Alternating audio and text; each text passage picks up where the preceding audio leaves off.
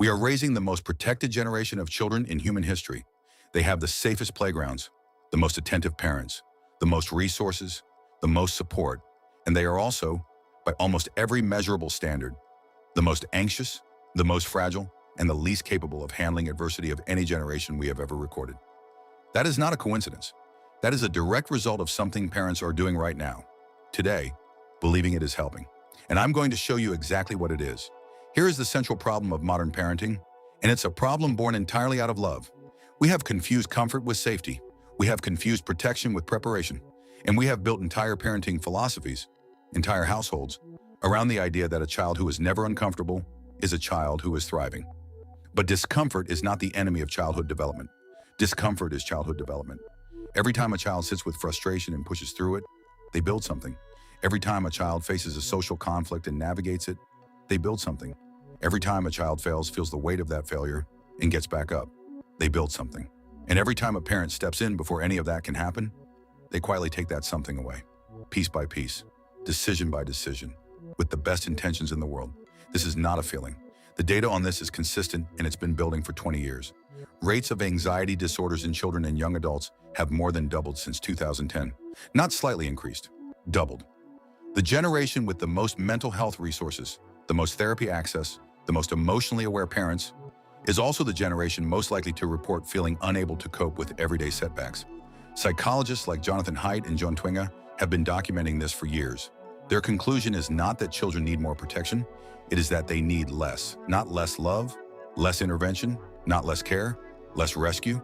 The immune system of the human body gets stronger through exposure to challenge, not through being kept from it. The emotional system of a child works exactly the same way. So here is exactly how it's happening. 5 ways modern parents are weakening their children. Right now, today, while believing they are helping them. 1. Eliminating failure before it happens. Calling the coach, emailing the teacher, intervening in the friendship before the child has had a single chance to try. Every rescue before the attempt teaches the child one thing. You don't believe I can handle this. 2. Validating every emotion without teaching what to do with it. I understand you're upset is not enough. A child who only learns to name their feelings, but never learns to regulate them, is not emotionally intelligent. They are emotionally fluent and emotionally helpless, both at once. 3. Making their life frictionless, no chores, no responsibilities, no boredom. A childhood without friction produces an adult who experiences normal life as an emergency. 4. Treating discomfort as damage. Every time a child is bored, frustrated, or sad, and a parent rushes to fix it, the child learns that these feelings are dangerous, that they need to be removed rather than moved through. 5. Outsourcing resilience. Signing them up for every therapy, every program, every resource, instead of letting them develop the one thing no program can give them, the lived experience of having survived something hard. Not one of those things looks like weakness from the outside. Every single one of them looks like a loving parent doing their job. I want to be precise about something, because this conversation can easily be heard as blame, and that is not what it is. The parents doing all 5 of these things are not negligent parents. They are terrified ones. Terrified of their child suffering the way they suffered. Terrified of being the parent who didn't do enough.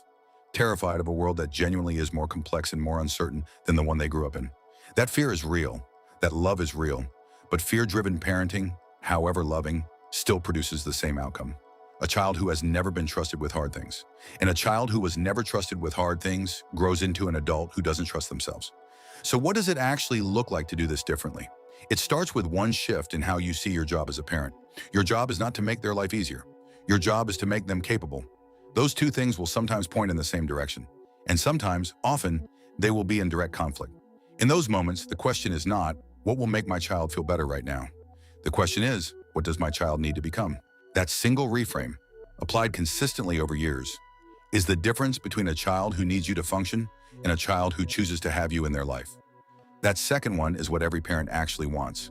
Almost none of them know that's what they're building toward. Before you close this video, one question to sit with. Think of the last time your child faced something hard. What was your first instinct? To help them through it or to take it away from them? There's no wrong answer. The fact that you're asking it means something. Drop it in the comments. And if this series has been landing somewhere real for you, there are 4 more videos on this channel having exactly this kind of conversation. Subscribe. I'll see you in the next one.